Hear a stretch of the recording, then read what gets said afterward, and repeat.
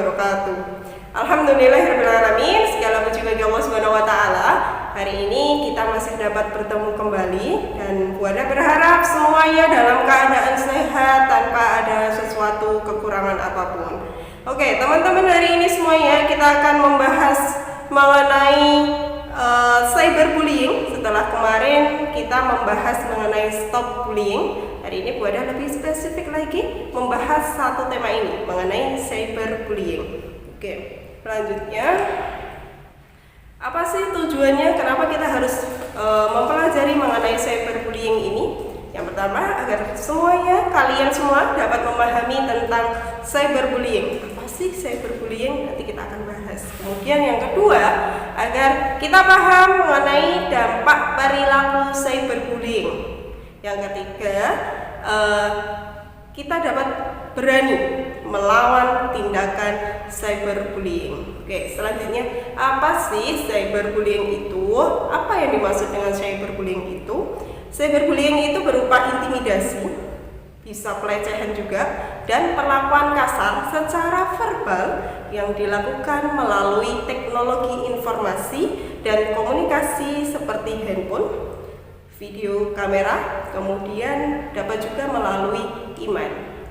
Kemudian contoh dari cyberbullying, apa aja contoh-contohnya? Yang pertama, ini mengenai meniru atau mengatasnamakan seseorang, masuk dengan akun palsu atau akun seseorang dan mengirim pesan jahat kepada orang lain. Biasanya kalau teman-teman akun fake atau pembajakan seperti itu, kemudian menyebarkan kebohongan tentang seseorang atau memposting foto memalukan di media sosial, ya.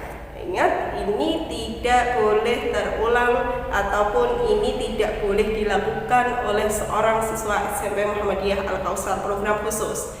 Kemudian mengirimkan pesan atau ancaman yang menyakitkan melalui chatting, baik itu melalui WA, melalui DM Instagram, atau mungkin teman-teman yang mempunyai Twitter, menuliskan kata-kata menyakitkan pada kolom komentar media sosial yang kalian punya, atau memposting sesuatu yang memalukan dan menyakitkan. Apa sih ketika kita mendapatkan melalui cyberbullying ini, apa dampaknya gitu? Dampaknya banyak sekali, teman-teman. Kalau teman-teman yang tahu, kalau secara mental, seseorang yang mendapatkan bullying itu akan merasa kesal, malu, kemudian dia merasa bahwa dirinya bodoh, kemudian marah, ya. Kalau secara emosional apa saja? Secara emosional dia akan merasa malu, ya, kehilangan minat pada hal-hal yang disukai. Misalnya dia punya hobi, dia jadi ngerasa malas-malasan, minatnya jadi berkurang dengan hobinya itu.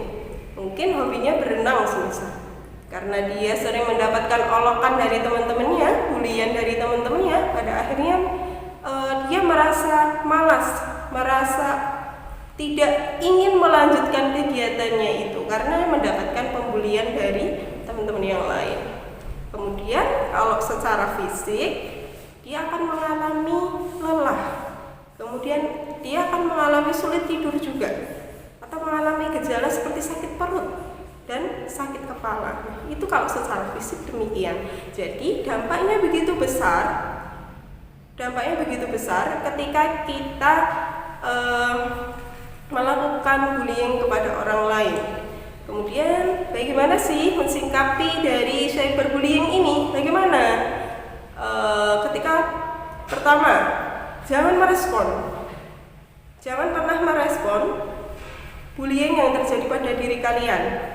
Karena ketika kalian merespon, maka pelaku akan merasa bahwa dia akan diperhatikan, merasa diperhatikan. Kedua, jangan membalas aksi pelaku. Ketika orang lain membuli kalian, jangan kalian balas perilaku itu. Gantian membuli, jangan, ya. Akan membuat permasalahan ini semakin besar dan meluas. Ketika kalian hanya dari si A membuli si B membuli balik lagi si A, semuanya akan terjadi seperti itu terus. Dan permasalahannya tidak akan terpecah, tidak akan terurai, tetapi semakin permasalahan itu akan semakin besar dan semakin meluas.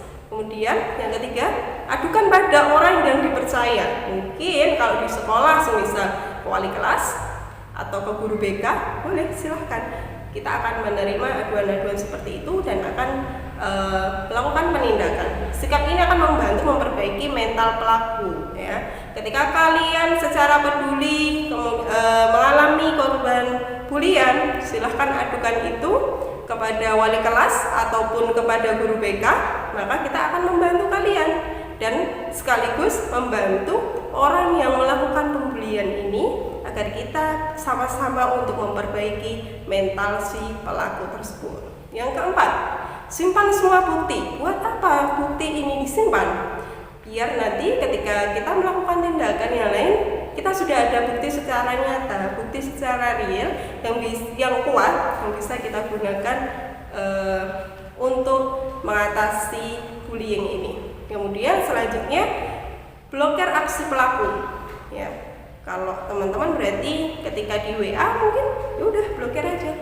Gak penting orang-orang seperti itu, ya. Jangan sampai itu menjadi kendala untuk kalian untuk berinteraksi dengan teman-teman yang lain ataupun untuk meningkatkan kreativitas kalian yang kalian sudah punya, hobi kalian.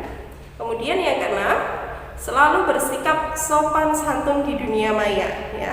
Bersikaplah sopan santun, bersikaplah yang baik ketika bersosial media. Tidak memposting foto-foto yang mungkin menyakitkan teman kita, membuli teman kita, ya. Kemudian yang ketujuh, jadilah teman yang bisa memberikan nasihat kepada pelaku. Oke, terima kasih teman-teman semuanya. Itu tadi mengenai cyberbullying.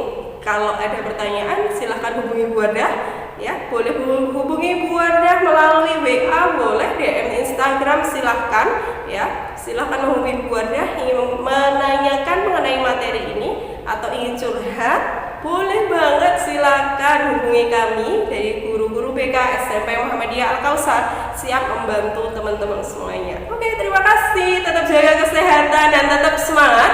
Billahi fisabilil haq, fastabiqul khairat. Wassalamualaikum warahmatullahi wabarakatuh.